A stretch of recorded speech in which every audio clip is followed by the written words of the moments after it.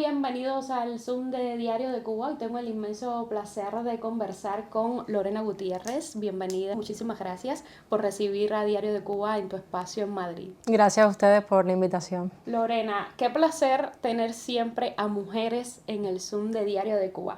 Quiero empezar por la presentación de tu libro Desnudando el Poder, que va a suceder a finales de noviembre. Cuéntame los detalles de todo esto, dónde hay que ir, cómo es la cosa, de qué se va a hablar allí, de qué va el libro. Son muchas preguntas. Sí, pero bueno. Nada, este es un libro que surgió a partir de mi primera exposición personal aquí en Madrid en el 2022. La idea era hacer un catálogo sobre esta exposición con el apoyo de Cuban Art Groups. Entonces, lo que decidimos finalmente fue ampliarlo. Por temas de logística fuimos extendiéndolo un poco, agregándole cosas de otras obras que ya no eran parte de la exposición, y al final terminó siendo un libro que quedó precioso. Y la presentación entonces hemos decidido hacerla ahora, justo después de mi segunda exposición personal en Madrid, en la librería Arenales, la segunda quincena de noviembre, así que tienen la primicia. Y la verdad que muy bien, estoy muy contenta con el resultado del libro. Aparte de esta presentación en Madrid, el libro, ¿dónde se puede encontrar? ¿Dónde se puede ver? ¿Dónde se puede comprar? Bueno, es un libro de artista, entonces de momento solamente se ha distribuido a algunos museos y algunas instituciones. Entonces lo vamos a empezar a comercializar en esta librería, la librería Arenales. Y bueno, todavía no va a estar en ninguna plataforma digital ni nada así. Es como algo muy especial que de momento solo se va a poder adquirir aquí. Has mencionado tu segunda exposición en Madrid, un espacio en el que no pudimos estar, ya me lo han dicho, pero que ha ido muy bien, ha sido todo un éxito. ¿Cómo surge la idea, el concepto de esta segunda exposición? Bueno, esta segunda exposición, el título era Luminol, que es este líquido que se echa en las escenas del crimen cuando uno quiere hacer ver evidencia que no está visible a la luz del día. Entonces lleva como unas luces especiales y sobre todo es para ver sangre y otros fluidos que si son limpiados no va a haber rastro hasta que no echas este líquido.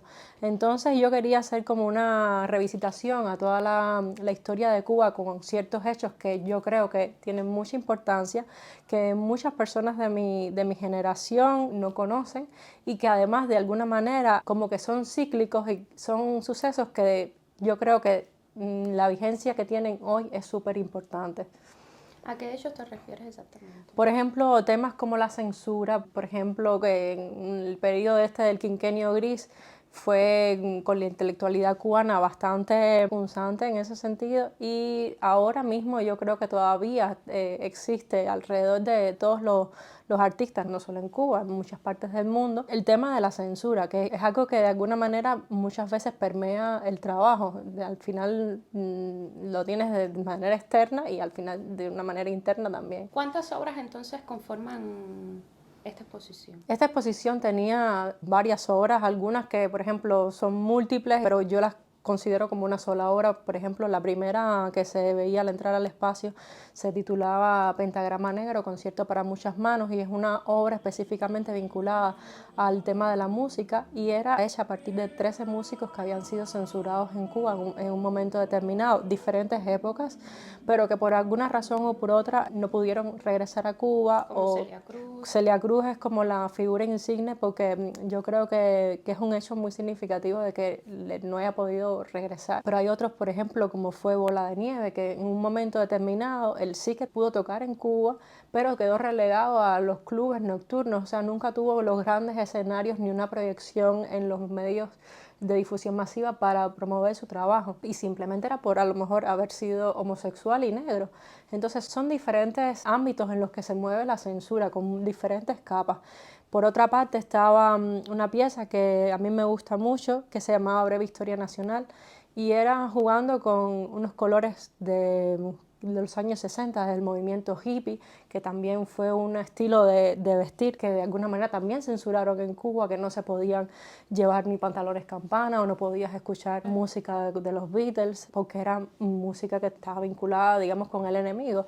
Entonces esa era otra de las piezas. Hay otra obra que tiene que ver con cómo ha devenido el poder militar en el poder empresarial, otra que ha tenido que ver con cómo se ha conformado la historia de la revolución y la manera en que se ha proyectado al resto del mundo los grandes logros de la revolución.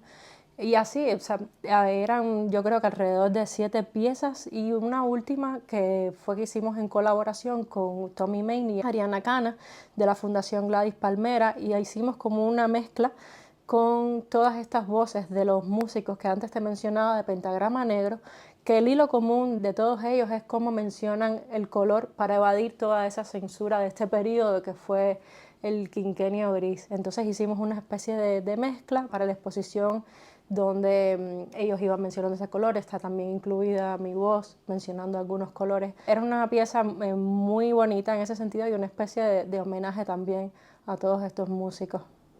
Yo te escucho hablar y voy pensando en varios temas que evidentemente atraviesan a tu generación y atraviesan mucho las artes plásticas. Hay un grupo bastante grande de artistas visuales cubanos que están no solo en Madrid, sino que se mueven por toda España, tienen bastante relevancia, exponen en lugares importantes como Arcos, por ejemplo. Y siempre el tema Cuba, aunque hagan exposiciones que tengan o no tengan que ver directamente, atraviesa toda su obra. Esta es tu segunda exposición. ¿Tú llevas cuántos años en España? En España llevo casi 6 años viviendo. Siempre he regresado a Cuba, pero yo creo que el motivo principal de haber decidido vivir aquí en España fue porque empecé como a tener una proyección mucho más internacional. Empecé a participar como artista invitada en el 2018 en la Bienal de Berlín, que también estaban otras 2 artistas cubanas, que eran Belkis Gayón y Ana Mendieta, o sea que era para mí un honor estar representando Cuba en ese sentido. Y luego tuve varios contactos con instituciones de aquí de España. El Thyssen-Bornemisza adquirió 5 piezas. Luego participé en la Iberoamericana de Toro. Entonces eran como diferentes compromisos profesionales que ya me hacían de alguna manera estar más tiempo aquí. Sin embargo, sigues creando sobre Cuba. Esta exposición que me has explicado es bastante denunciante. Sí, la verdad es que yo creo que Cuba, aunque se vaya de ahí, siempre uno la lleva adentro. Cuba está, yo creo que en el corazón de uno, a pesar de que uno ya no vive allí, de que no tienes el mismo contacto con lo que sucede allí. Pero yo creo que es algo que de alguna manera te va a seguir doliendo todo lo que allí sucede, y son pequeños como brotes que uno necesita como exponer al resto del mundo. De hecho, esta exposición la hicimos en el marco de un evento que se hace aquí en Madrid que se llama Apertura, que es donde todas las galerías que existen en Madrid hacen como un cambio de temporada y presentan las nuevas exposiciones. O sea, es un hecho muy importante, un evento muy importante.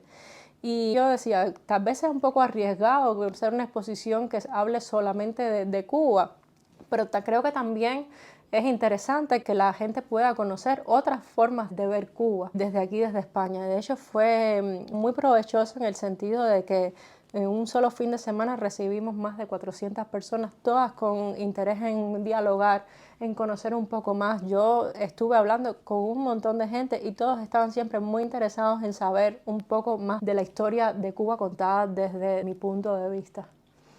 ¿En tu caso es una necesidad creativa o es una responsabilidad o son las dos cosas juntas? Yo creo que son las dos cosas, una viene con la otra, sobre todo cuando, lo que te decía, cuando tú sientes esa necesidad por tu país, por lo que sucede allí, por, de hecho ya te digo, es una responsabilidad en el sentido de hablarle a las nuevas generaciones, no solo de aquí, sino las generaciones que hay en Cuba. Yo creo que de alguna manera hace falta mucho más acceso a la información, hace falta poder contrastar cualquier tipo de discurso oficial que se implante en cualquier parte del mundo. Esa libertad es necesaria para que las personas también puedan disentir y poder contrastar cualquier tipo de opinión y que luego pueda existir un diálogo. Eso es súper importante. Aparte de Desnudando el Poder, que se va a presentar a finales de noviembre en la librería Arenal, y esta exposición que has tenido reciente, ¿en qué otros proyectos estás? Bueno, yo acabo de regresar de una residencia artística que hice en Santo Domingo de Silos, que está en Burgos.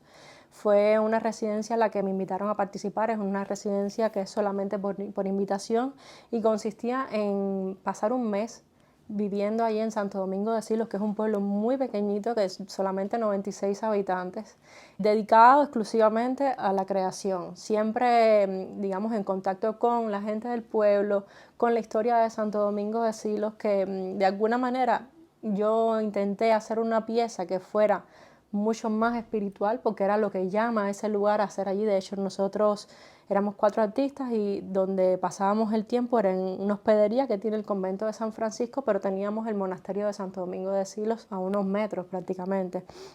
Y entonces, cuando puedes tener todo este acercamiento y conocer más sobre la historia de allí y todo, yo que te comentaba, iba a ser una obra que era como muy espiritual. De hecho, esta pieza es como una cápsula del tiempo donde coloqué diferentes objetos que me pertenecen a mí. Era una manera, digamos, de encapsular parte de mi vida.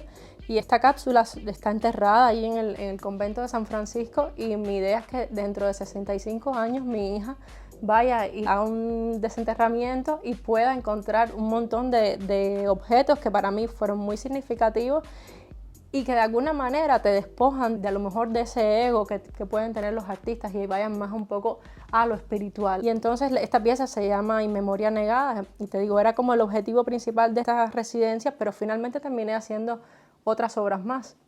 De hecho, cuando conocí la historia de Santo Domingo de Silos, que uno de los hechos como más importantes que tuvo fue liberar a varios cristianos de la invasión musulmana en un momento determinado aquí de la historia de España, y lo que queda allí son un montón de grilletes que son como el símbolo de ese hecho. Yo enseguida volví a reconectar con todo el tema de la libertad que yo siempre he estado como defendiendo y que busco en mi trabajo, y entonces terminé haciendo también otra obra que tiene que ver con los presos políticos, que entonces está vinculada al piso del monasterio de Santo Domingo, que tiene una técnica que se llama embarrotillado, que es con piedras y con huesos, bueno, imágenes que luego podrán ver. Luego hice otra que se llama Perpetuum Immobile, que es con bridas, que de alguna forma la brida es como esa representación de ese grillete, pero mucho más contemporánea. Entonces hice una especie de retrato también con bridas, y es una forma de trabajar nueva para mí y con la que voy a seguir haciendo obras diferentes. ¿Tienes pensado hacer una exposición con ellas? Bueno, hay 2 piezas que la Fundación Silo se quedó con ellas, además de esta que te comentaba, pero sí que allí vamos a hacer una exposición. La inauguración todavía están fijando fechas, no tengo una fecha precisa todavía, pero sí que hay una exposición con los resultados de todas las obras de los residentes de esta pasantía. Muchísimas gracias, Lorena, por tu tiempo. Nos vemos a finales de noviembre, Desnudando el Poder. Gracias. No, a ti, muchas gracias por venir.